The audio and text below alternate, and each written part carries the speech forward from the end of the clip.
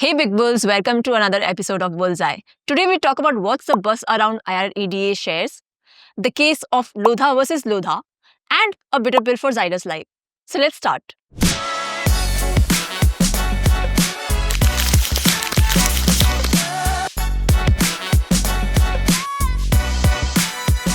But before we dive in, Gensol Engineering's been in the news lately and not in a good way. We have talked about it in the past episode, so if you've missed it, you can check it out here. Now, let's start. If it's not AI taking over the headlines, renewable energy is definitely the hot topic these days. Everywhere you look, from around the world to right here in India, all the new developments are gearing towards tapping into renewable power.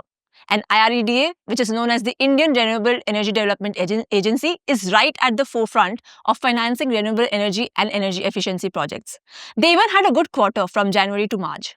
Its profit after tax shot up by 49% to 500 crore for the 3 months ending March, thanks to a significant increase in its interest income. And on top of that, their revenue also grew by 37%, reaching Rs 1900 crore. And for the whole financial year, they posted their best ever annual profit at 1700 crore, which is a 36% jump compared to the previous year. And one of the key numbers to note here is their loan book, which actually grew to 20% and now standing at 76,000 crore for FY25. For an NBFC like IREDA, this is super important because it shows how much customers owe on loans the company has provided. The bigger the loan book, the more the company earns from interest and the stronger its growth prospects look. And as the chairman put it, IREDA's sustained growth in revenue, profitability, and loan book underscores its strategy focused towards financing India's renewable energy ambitions, and they remain committed to being the enabler of India's green energy transition through innovative financial solutions and strategic partnerships.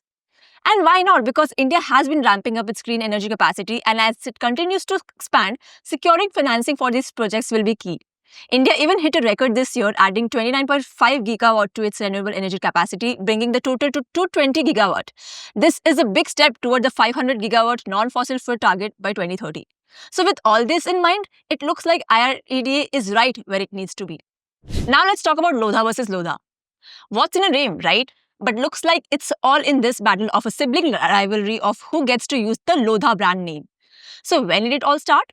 Well, this sibling showdown, with some serious financial backing, a bit of courtroom drama and family mediation, dates back to 2015 when Abhinandan Lodha parted ways with the family group. And as part of the split, he got a hefty payout of around 600 crore to kickstart his own business empire in 2017. That's when he launched the House of Abhinandan Lodha. The company, privately held under Lodha Ventures, was officially founded in 2021, the same year Macrotech developers went public. But interestingly, the agreement had actually barred him from using the Lodha brand name. But then later in 2023, a new agreement came through, allowing him to use the name House of Abhinandan Lodha. But things again got messy when his brother Abhishek Lodha, who heads Macrotech developers, accused Abhinandan of breaking the rules on how he was using the brand name. So he took the matter to the Bombay High Court in January 2025, demanding a whopping 5,000 crore in damages and even trying to stop Abhinandan from using the family name. After all, brand name is such a big deal in real estate and Macrotech intended to keep it. So after this long dispute, the matter has finally come to an end. With their parents guiding them, some help from retired Justice Ravindran, the two brothers decided to settle things outside of court. This followed the Bombay High Court's involvement of a mediator to help smooth things over. Both companies released statements saying that they had worked everything out peacefully and resolved all their issues. And even in a filing with the exchange, Macrotech developers announced that they now have the exclusive rights to the Lodha and Lodha Group brand names. So the truce not only cleared the air between them, but it also settled the issue of who truly owns the Lodha brand, lifting the uncertainty that had been weighing on Macrotech investors for months as well. Now, on a day when the broader market was up, there was one pharma stock that ended up taking a hit, and that was Zydus Life Sciences, with the stock dropping around 7% on Wednesday. It wasn't their day to shine. So what went down? Well, if you've heard the phrase patents are everything in pharma, it's because they really are. They give companies the right to be the only ones who can make or sell a particular drug or process for a certain time. This helps them earn back the money they spent on research and development, which keeps the cycle of innovation going. It even helps them protect their intellectual property. And a patent lawsuit happens when a patent owner takes legal action against someone who uses, sells, or makes their invention without permission. So now in the case of Zydus, they lost a patent lawsuit in a US federal court regarding their version of Mebetriq, a drug for treating overactive bladder. The lawsuit was against Astellas Pharma, a big name in the pharma game. And turns out the court ruled in favor of Astellas, and losing this case means Zydus might have to take their version of Mebetriq off the US market.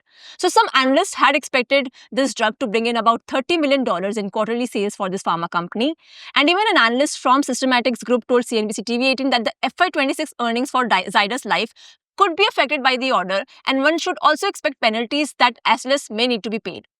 And of course, the US business makes up around 47% of Zydus Life Sciences' total revenues, and that's a pretty big chunk of their overall earnings. So any bad news there can really shake things up, and that's what exactly made investors nervous, sending the stock into the red. That's it for today's episode. We'll see you next week with another cracking episode of Bullseye. But before you go, don't forget to hit the like button and subscribe the channel if you don't already, and hit that bell icon.